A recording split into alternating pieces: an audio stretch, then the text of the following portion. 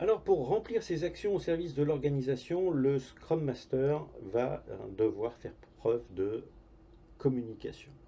Toutes les actions qu'on vient de voir reposent sur des techniques, des stratégies de communication. Il va falloir interagir avec un grand nombre de personnes, le PO, l'équipe, mais toutes les parties prenantes, c'est-à-dire les key stakeholders, et puis on va voir que ça s'étend aussi au-delà des key stakeholders. Il y a l'ensemble des stakeholders et puis tout un tas d'autres personnes qui peuvent être connectées au projet ou au développement du produit et qui sont impactées directement par Scrum.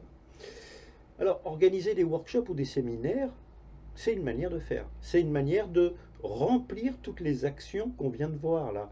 C'est une manière d'aller accompagner, former, encadrer, faciliter, lever des obstacles. On peut faire tout ça en mettant en place des workshops, des séminaires, des sessions de formation en interne. Alors attention, c'est un investissement très important.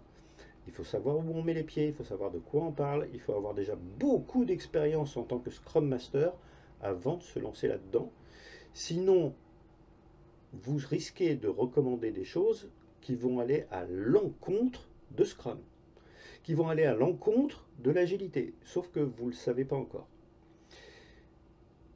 Si vous vous lancez dans ce genre d'activité, organisez des groupes de Scrum Master, prenez des décisions ensemble, faites-vous accompagner par des gens qui sont expérimentés s'il y en a dans l'organisation, s'il n'y en a pas, allez en chercher. Mais ne vous lancez pas dans des workshops ou des séminaires en pensant que il n'y a qu'à, avec un peu de bonne volonté, on va y arriver. Vous risquez de mettre en place un certain nombre de croyances au sein de l'organisation qui ne sont pas les bonnes. En revanche, organiser des entretiens en face à face, ça, c'est une très bonne pratique. Des entretiens formels. On fixe une réunion et on parle de l'agilité. On parle concrètement de qu'est-ce que c'est que l'agilité.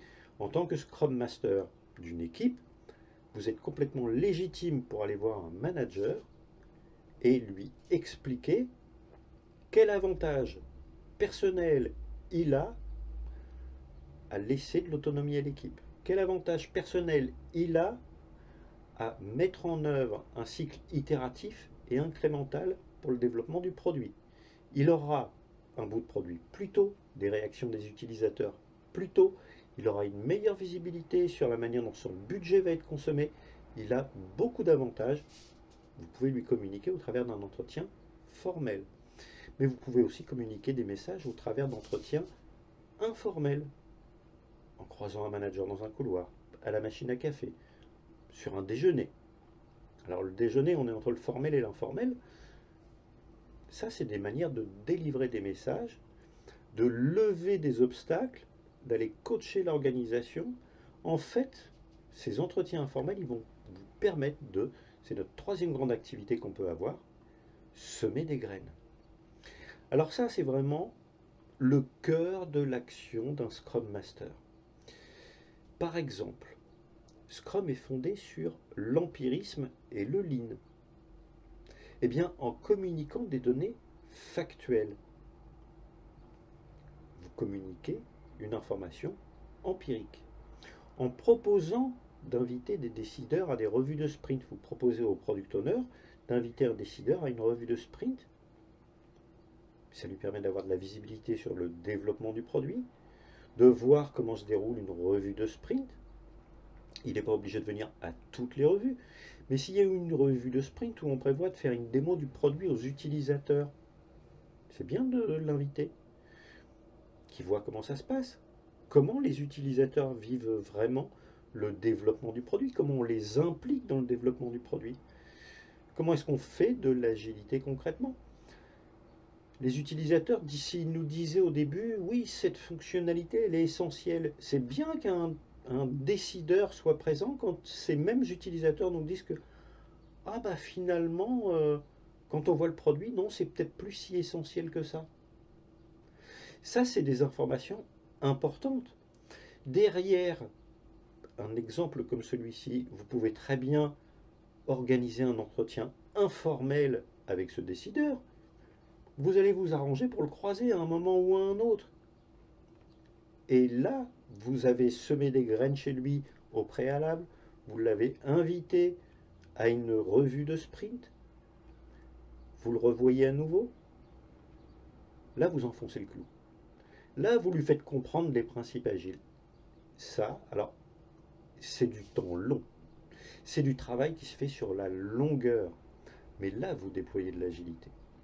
Vous déploierez beaucoup plus d'agilité de cette manière-là qu'en convoquant tout un parterre de managers et en faisant un show à l'américaine sur un format TED en 15 minutes. Tout le monde dira oui, oui, je sais, je suis au courant. Si c'est plus que 15 minutes, si c'est des vrais décideurs, ils ne vous écouteront pas. Ils seront sur leur PC, chacun sur ses mails à gérer leurs problèmes et à essayer d'y voir clair dans leur agenda. C'est tout ce que vous obtiendrez. Mais si vous prenez le temps, si vous êtes organisé, structuré, que vous savez où vous voulez aller, que vous savez la direction que vous voulez donner, c'est quelles sont les priorités sur lesquelles il faut travailler en ce moment, vous pourrez semer des graines. Vous pourrez aller pas à pas, c'est-à-dire utiliser vous-même un cycle itératif et incrémental pour le déploiement de l'agilité. On ne va pas recommander en tant que Scrum Master aux autres d'arrêter de faire des projets où on fait des big bangs, où on fait un gros change management derrière, et soi-même utiliser les mêmes méthodes pour aller faire le déploiement de l'agilité. Ça, c'est pas possible. On va utiliser Scrum pour déployer l'agilité. On va s'appuyer exactement sur les mêmes principes.